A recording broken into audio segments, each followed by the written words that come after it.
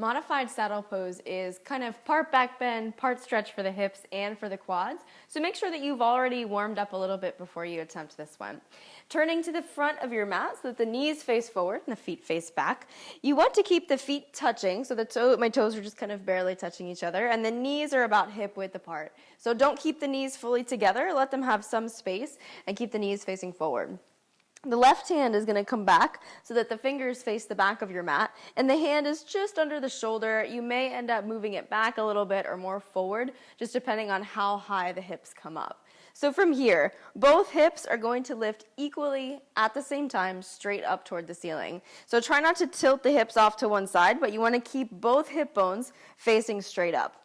So keeping the left hand under the shoulder, fingers face back, the belly is going to pull down. You're going to press into both shins, keep the hips facing forward, and as you inhale, lift the hips, and maybe start to stretch the right arm, the opposite arm back. So you're squeezing the hamstrings, engaging right below the glutes, pressing the hips forward.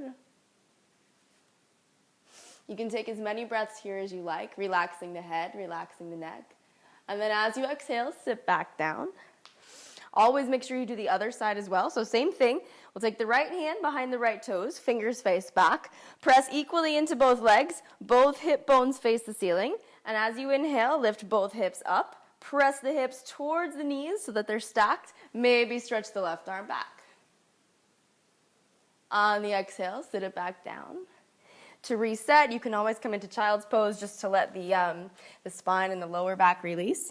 You can take a couple breaths here. And then as you're comfortable, walk the hands back in, coming back to a neutral seat, and that is modified saddle pose.